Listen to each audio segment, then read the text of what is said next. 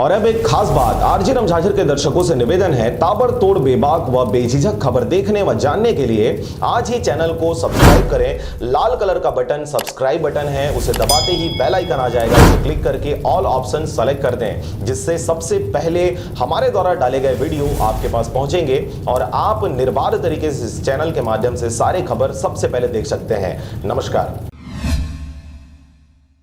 खबर है राजनांदगांव क्षेत्र का, जहां पर पत्रकारों पर हुआ जानलेवा हमला। देश के चौथे स्तंभ कहे जाने वाले पत्रकारों के ऊपर आए दिन कहीं न कहीं जानलेवा हमले की खबर आते ही रहती है। आज फिर एक ऐसा ही मामला गंडई अंचल में प्रकाश में आया है, जहां गंडई प्रेस क्लब के 3 पत्रकार जब कुछ ग्राम पंचायतों के भ्रष्टाचार व मनमानी को उजागर करने खबर के लिए निकले थे, जहां पर ग्राम पंचायत अचानकपुर तथा मोहगांव के सरपंच व उसके 15 से 20 गुर्दों के द्वारा तोड़फोड़ जानलेवा हमला किया गया, जिससे एक पत्रकार को अंदरूनी चोटें आई हैं, वहीं 2 पत्रकार नॉर्मल कंडीशन में हैं, जिसकी रिपोर्ट प्रार्थियों ने गंडई थाने में दर्ज कराई है। साथ ही गंडई के सभी पत्रकारों ने एसडीओपी को लिखित शिकायत करते हुए दोषियों के खिलाफ कड़ी कार्रवाई करने की मांग की है। वहीं एसडीओपी गंडई ने मामले को गंभीरता से लेते हुए दोषियों के खिलाफ विभिन्न धाराओं के तहत कार्रवाई करने की बात कही है। आपको बता दें कि पूरा मामला वर्तमान में तालाब का जेसीबी व ट्रैक्टर से मुरुम की अवैध खुदाई कर परिवहन किया जाना है, जिसकी सूचना मिलने पर तीनों पत्रकारों ने कवरेज करने अचानकपुर गांव गए हुए थे। इसी दौरान पत्रकारगण रवि रजक, रत्नेश कुलदीप व नंद किशोर साहू के ऊपर ग्राम पंचायत अचानकपुर के सरपंच नरसिंह साहू व ग्राम पंचायत मोहगांव के सरपंच जगन्नाथ वर्मा सहित उनके लगभग 20 गुंडे ने इन पर जानलेवा हमला किया। साथ ही पत्रकार रवि रजक के मोटरसाइकिल व गले की चैन को छीन लिया गया। सरपंच व उनके गुंडों के द्वारा पत्रकारों के ऊपर डंडे व हाथ से मारपीट की घटना को अंजाम दिया गया, जिसके चलते गंडई प्रेस क्लब के अध्यक्ष रवि रजक को अंदरूनी चोटें भी आई है।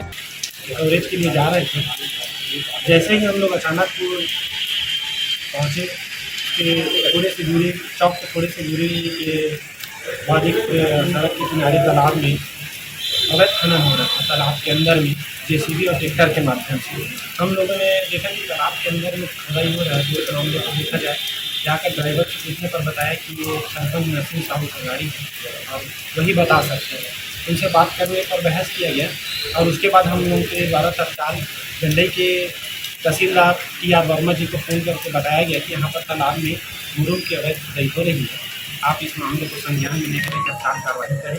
वो बताए कि मैं दूसरी कतार मीटिंग में हूँ, मौके पर मैं क्षेत्र के पटवारी और आरआई को भेजता हूँ।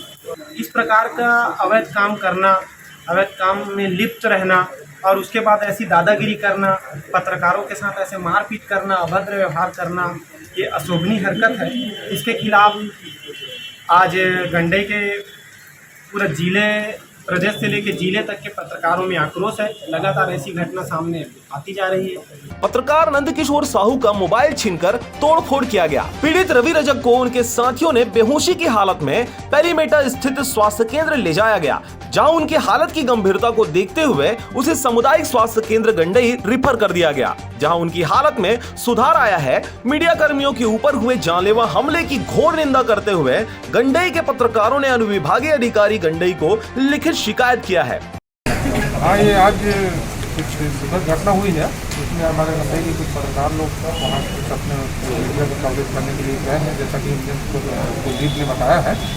और उसमें प्रथम सूचना पत्र आरोपी लोगों के खिलाफ में नामजद दर्ज की गई है और उसमें उचित वैधानिक कार्रवाई शीघ्र की जा रही है। 24 घंटे के अंदर दोषियों के खिलाफ त्वरित कार्रवाई करने की मांग पत्रकारों ने की है। यदि दोषियों के खिलाफ कड़ी कार्रवाई नहीं हुई तो पत्रकारों ने गंडई पुलिस थाने का घेराव करने का अल्टीमेटम भी दे दिया है। राजनांदगांव के गंडई से चंद्र कुमार कोसरे की रिपोर्ट, आरजे रमझाझर। और अब एक खास बात, आरजे रमझाझर के दर्शकों से निवेदन है, ताबड़तोड़ बेबाक व बेझिझक खबर देखने व जानने के लिए आज ही चैनल को सब्सक्राइब करें। लाल कलर का बटन सब्सक्राइब बटन है, उसे दबाते ही बेल आइकन आ जाएगा, उसे क्लिक करके ऑल ऑप्शन सेलेक्ट कर दें, जिससे सबसे पहले हमारे द्वारा डाले गए वीडियो आपके पास पहुंचेंगे और आप निर्बाध तरीके से इस चैनल के माध्यम से सारे खबर सबसे पहले देख सकते हैं। नमस्कार।